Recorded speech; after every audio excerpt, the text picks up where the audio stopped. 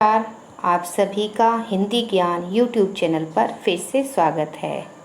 आज का हमारा विषय है संज्ञा के विकार।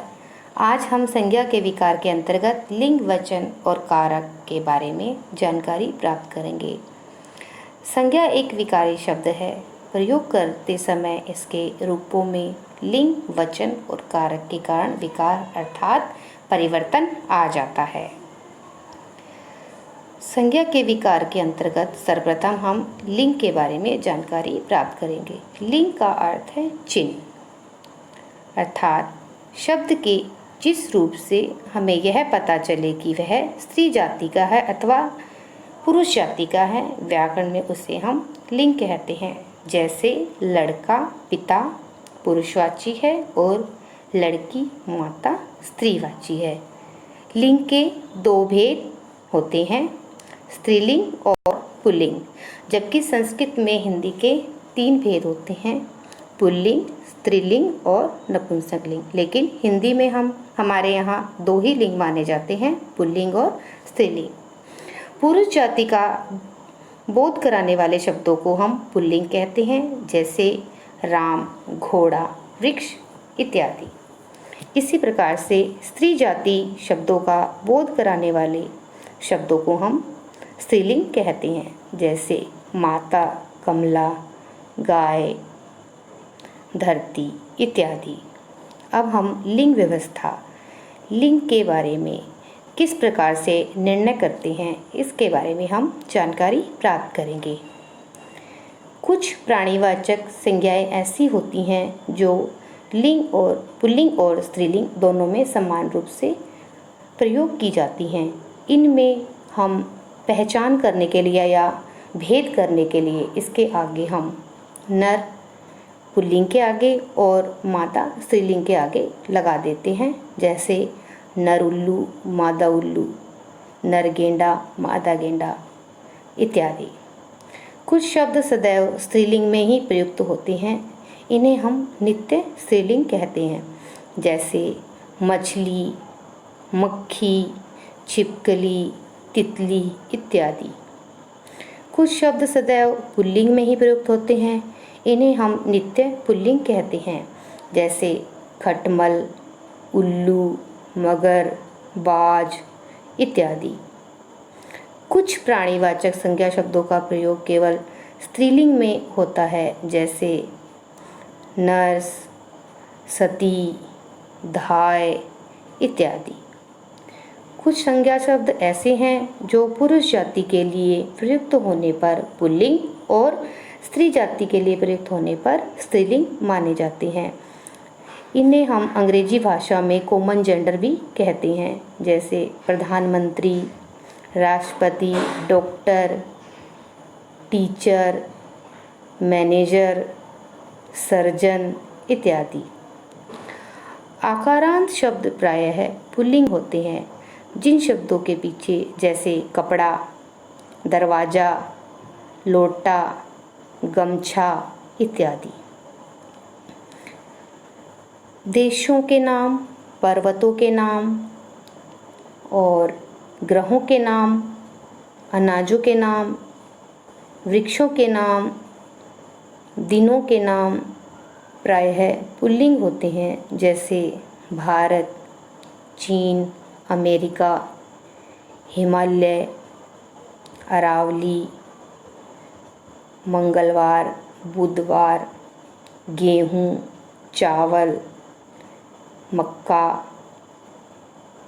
पीपल, नीम, सोमवार, मंगलवार इत्यादि। ये सभी प्रायः पुल्लिंग होते हैं। इसी प्रकार से नदियों के नाम, तिथियों के नाम, झीलों के नाम, भाषाओं के नाम, लिपियों के नाम प्रायः स्त्रीलिंग होते हैं, जैसे गंगा, सरस्वती, कृष्णावती, तृतीया, द्वितीया तिथियों के नाम हैं। झीलों में डल झील, भाषा में हिंदी, बंगला, अंग्रेजी, लिपियों में देवनागरी, फारसी लिपि इत्यादि। ये सभी स्त्रीलिंग होते हैं। इकारांत शब्द प्रायः स्त्रीलिंग ही होते हैं, जैसे बेटी, रोटी, ककड़ी, मकड़ी, साड़ी इत्यादि। जिन शब्दों के अंत में ता, आई, आवट या आहट प्रत्यय लगे रहते हैं वे प्रायः स्त्रीलिंग होते हैं, जैसे सुंदरता, बुराई, खटाई, सजावट, बनावट, घबराहट, लुटिया, डिबिया इत्यादि। समूहवाचक शब्दों में कुछ पुल्लिंग और कुछ स्त्रीलिंग होते हैं, जैसे संसद, सेना, सरकार इत्यादि स्त्रीलिंग हैं, तो समाज, कुटुंब इत्यादि पुल्लिंग शब्द हैं। प्रायः जो शक्तिबोधक यानी कि हथियारों के नाम हैं वे स्त्रीलिंग होते हैं, जैसे तलवार, कृपाण, गदा, बंदूक इत्यादि। इसके बाद पुल्लिंग और स्त्रीलिंग शब्द किस प्रकार से बनाए जाते हैं, इसके कुछ सामान्य नियम हैं, जैसे आ प्रत्यय जोड़कर पुल्लिंग से स्त्रीलिंग बनाना, जैसे बाल से बाला, छात्र से छात्रा, महोदय से महोदया, अनुज से अनुजा इत्यादि। ई प्रत्यय जोड़कर लड़का से लड़की, बकरा से बकरी, घोड़ा से घोड़ी, मामा से मामी इत्यादि शब्द बनाए जाते हैं। इया प्रत्यय लगाकर लोटा से लुटिया, चूहा से चूहिया, गुड्डा से गुड़िया इत्यादि। नी प्रत्यय जोड़कर मोर से मोरनी, शेर से शेरनी, सरदार से सरदारनी, मास्टर से मास्टरनी, डॉक्टर से डॉक्टरनी इत्यादि। इन प्रत्यय जोड़कर माली से मालिन, पुजारी से पुजारिन, बाघ से बाघिन, नाग से नागिन। इन प्रत्यय जोड़कर शब्द स्त्रीलिंग शब्दों का निर्माण होता है। इसी प्रकार से इन्हीं प्रत्यय जोड़कर हंस से हंसिनी, स्वामी से स्वामिनी, तपस्वी से तपस्विनी इत्यादि। आइन प्रत्यय जोड़कर बनिया से बनियाइन, पंडित से पंडिताइन, ठाकुर से ठकुराइन इत्यादि। आनी प्रत्यय जोड़कर देवर से देवरानी, जेठ से जेठानी, सेठ से सेठानी इत्यादि स्त्रीलिंग शब्द बनाए जाते हैं। अक को इका प्रत्यय में बदलकर, जैसे नायक से नायिका, अध्यापक से अध्यापिका, लेखक से लेखिका, धावक से धाविका इत्यादि स्त्रीलिंग शब्द बनाए जाते हैं।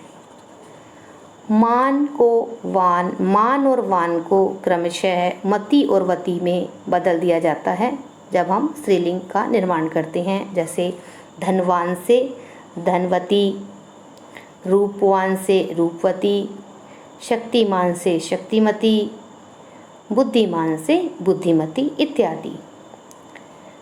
ता को त्री में बदलकर, जैसे नेता को नेत्री, अभिनेता को अभिनेत्री, दाता को दात्री में बदलकर।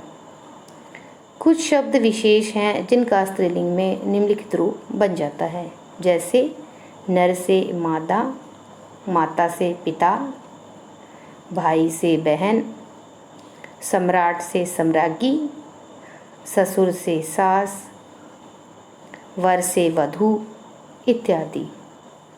लिंग के कारण दो स्तरों पर परिवर्तन होता है, शब्द के स्तर पर और वाक्य के स्तर पर। अब लिंग पहचानने के लिए सबसे हम सरल युक्ति यह है कि जब हम उनका बहुवचन करते हैं तो शब्द के अंत में यदि ए और आ की ध्वनि आती है तो वह शब्द स्त्रीलिंग है, और यदि ए और आ की ध्वनि नहीं आती है तो वह शब्द पुल्लिंग है। जैसे पंखा, पंखे, यहाँ पर ए और आ की ध्वनि नहीं आई है तो यह पुल्लिंग है। खिड़की, खिड़कियाँ, यहाँ पर ए और आ की ध्वनि आई है, इसलिए यह स्त्रीलिंग है। इसी प्रकार से समुद्र, समुद्र का बहुवचन समुद्र ही रहेगा, इसलिए यहाँ पर ए और आ की ध्वनि नहीं आई है, इसलिए यह पुल्लिंग है। इसी प्रकार से चूहा, चूहा का पुल्लिंग हो, चूहे का चूहे, तो यहाँ पर नहीं आया है, इसलिए यह पुल्लिंग है। रोटी, रोटियाँ, यहाँ पर आ की ध्वनि आई है, इसलिए यह शब्द स्त्रीलिंग है। इस प्रकार से हम स्त्रीलिंग शब्दों की पहचान कर सकते हैं। इसके पश्चात हम आते हैं वचन। वचन किसे कहते हैं? संज्ञा के जिस रूप से एक अथवा अनेक होने का पता चलता है उसे हम वचन कहते हैं। जैसे कमरा, कमरे, लड़की, लड़कियां इत्यादि। वचन के दो भेद होते हैं, एक वचन और बहुवचन। एक वचन जिससे हमें किसी एक व्यक्ति, एक वस्तु या एक पदार्थ का बोध हो, उसे हम एक वचन कहते हैं। जैसे बालक, कलम, किताब, दवात, मेज इत्यादि। और बहुवचन संज्ञा या सर्वनाम के जिस रूप से एक या एक से अधिक व्यक्तियों, वस्तुओं, पदार्थों का बोध होता हो, उसे हम बहुवचन कहते हैं। जैसे बालकों, कलमें, किताबें, मेजें, दवातें, पंखे, लड़के इत्यादि। अब वचन संबंधी कुछ नियम हैं। जैसे सम्मान प्रकट करने के लिए हम एक वचन का भी, किसी को सम्मान देने के लिए एक वचन का भी बहुवचन में प्रयोग करते हैं। जैसे हमारे प्रधानमंत्री बहुत ही सम्माननीय व्यक्ति हैं।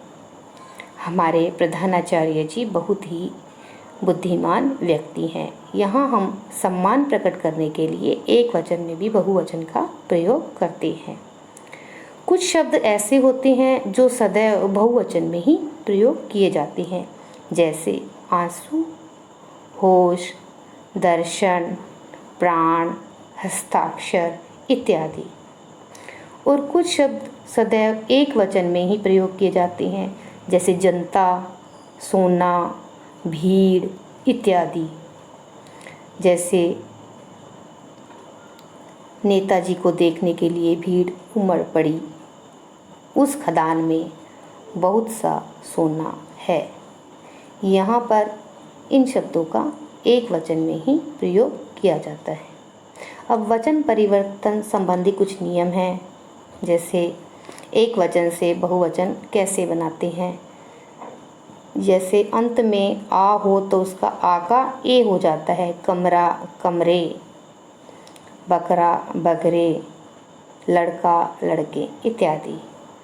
आकारांत स्त्रीलिंग संज्ञाओं के अंत में ए को ए कर देने से बहुवचन रूप बन जाता है।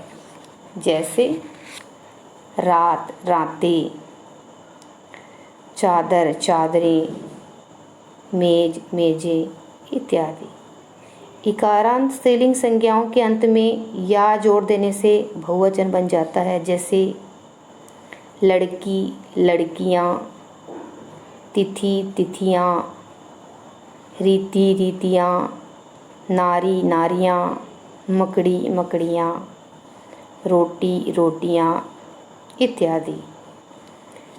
जिन शब्दों के अंत में या लगता है उन स्त्रीलिंग शब्दों के अंत को यदि अनुनासिक कर दिया जाता है तो वे जैसे बुढ़िया, बुढ़ियाँ, गुड़िया, गुड़ियाँ, चिड़िया, चिड़ियाँ इत्यादि। शब्द के अंत में ए जोड़कर भी बहुवचन बनाया जाता है।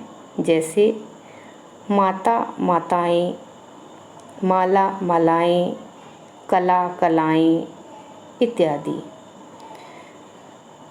कुछ शब्द सदैव एक वचन में प्रयुक्त होते हैं। जैसे आकाश, पत्नी, जनता, सत्य इत्यादि। इनका सदैव एक वचन में ही प्रयोग किया जाता है।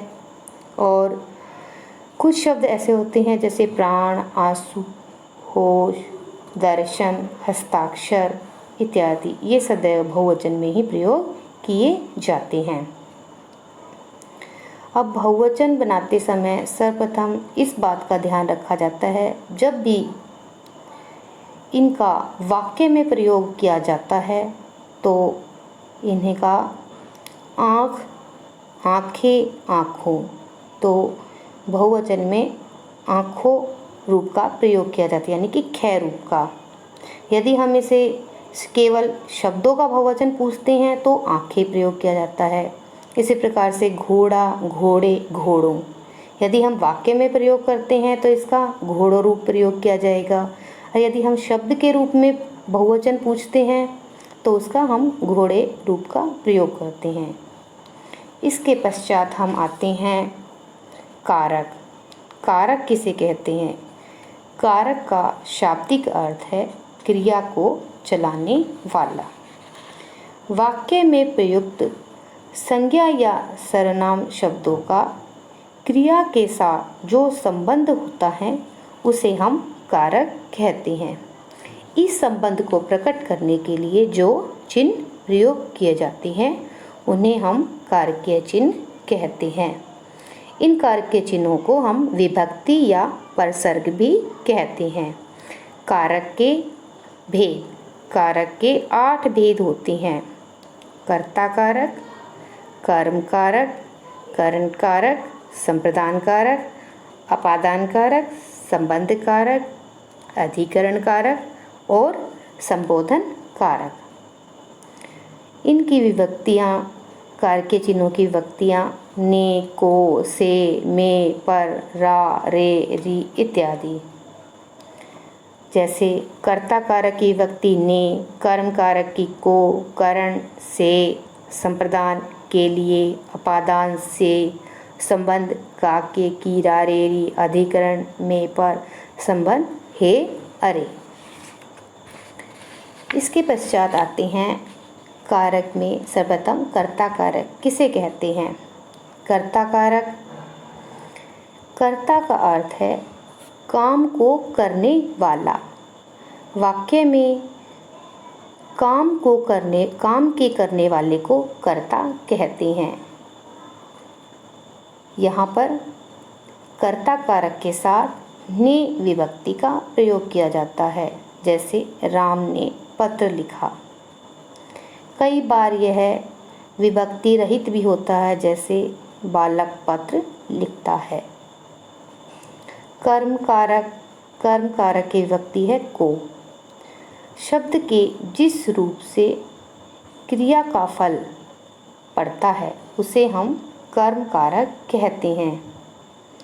जिस रूप पर क्रिया का फल पड़ता है उसे हम कर्म कारक कहते हैं। इसकी विभक्ति को है। जैसे माता पुत्र को दूध पिलाती है। माँ बच्चे को दाल खिलाती है। करण का अर्थ है साधन। संज्ञा या सर्वनाम के जिस रूप से क्रिया के साधन का बोध हो वह करण कारक कहलाता है। इसकी विभक्ति अर्थात परसर्ग है से, के द्वारा जिस साधन से क्रिया की जा रही है उसे हम करण कारक कहते हैं। जैसे राम कलम से लिखता है। राधा रिक्शा के द्वारा घर जा रही है। उसने डंडे से सांप को मार दिया। ये सभी करण कारक के उदाहरण हैं। संप्रदान का अर्थ है जिसके लिए कुछ दिया जाए या कुछ किया जाए उसे हम संप्रदान कारक कहते हैं। इसकी विभक्ति है को, के लिए। जैसे भूखे को अन्न दो, रोगी को दवाई दो इत्यादि। इसके पश्चात आते हैं अपादान कारक। अपादान का अर्थ होता है जहाँ पर अलग होने का भाव हो। संज्ञा या सर्वनाम के जिस रूप से अलग होने का भाव हो उसे हम अपादान कारक कहते हैं। इसकी विभक्ति से है। जैसे पेड़ से पत्ते गिर रहे हैं, बच्चा स्कूल से घर आ रहा है,